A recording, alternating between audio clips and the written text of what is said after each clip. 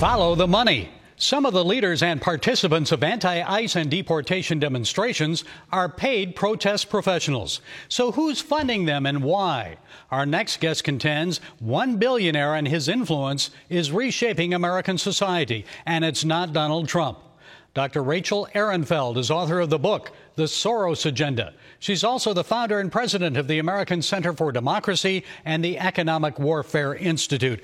Rachel, it's good to talk with you again. So last time we talked, we discussed George Soros's Open Society Foundation funding of pro-Hamas protests on college campuses. We know about his funding of open borders and mass immigration, not only in the U.S., but also in Europe. So tell us about the funding of anti-ICE protests in cities like Chicago, L.A., and Portland. If you pay attention to pictures, videos of the demonstrations, you will also see several of the demonstrators carrying also Palestinian flags or Hamas flags. So there is something common to these demonstrations, and that is to create, this is resistance. Hamas is resistance, demonstrations against ICE officers and law enforcement and police and everything is also resistance. So yeah, there is something, some mutual and in those who funding these demonstrations everywhere. Well, what is Soros's goal, Rachel? What is his goal? Soros's goal was to change the United States of America. Well, he has done a lot towards that and achieved a lot of chaos.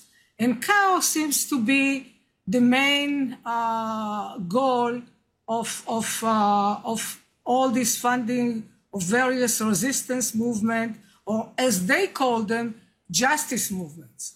So it is justice because you are not supposed to, well, why are you going after illegal migrants? Criminally illegal migrants? Are you out of your mind? They are nice people. They should be here. They should rape and rob a few more people, right? Or kill.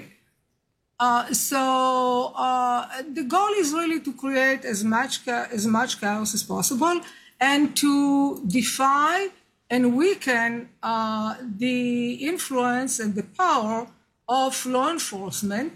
And also it's ICE, I mean, law enforcement, it's everybody that actually tries to enforce the law. And this way also to demoralize the people who are doing their jobs. I know Ryan Morrow of the Capital Research Center found $80 million in open society funding of groups tied to terrorism and violence. So who else is funding the protests? Well, there are some pro-China and others who think like the Soroses. So it could be other liberal Tide. Funding through Tides Foundation is good because Tides is funding all kind of progressive projects. And this is really, it's a pool of money that donors are sending in for whatever projects they want to fund. Well, President Trump has designated Antifa a terrorist organization. He's called for criminal charges against Soros and his son Alex under the RICO statute. So should that happen, what else needs to be done to stop all this? Well, this has been, now, the Justice Department, I was glad to see that the prosecutor was put in charge at DOJ to do these investigations. There was a whole team. But the prosecutor was Senator Grassley's, worked with Senator Grassley apparently on following the money. So there are new organizations almost, I don't know, I follow the stuff, it's like almost every day.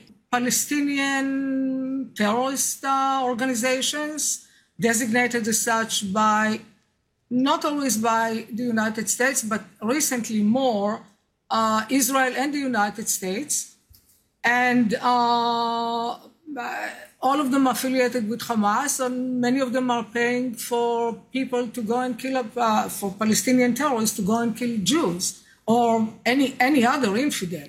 Okay, so it's going to be extremely difficult to Yes. nail all this down, but the investigation's underway. Dr. Rachel Ehrenfeld, author of the book, The Soros Agenda, thank you for joining us. We appreciate it. Thank you.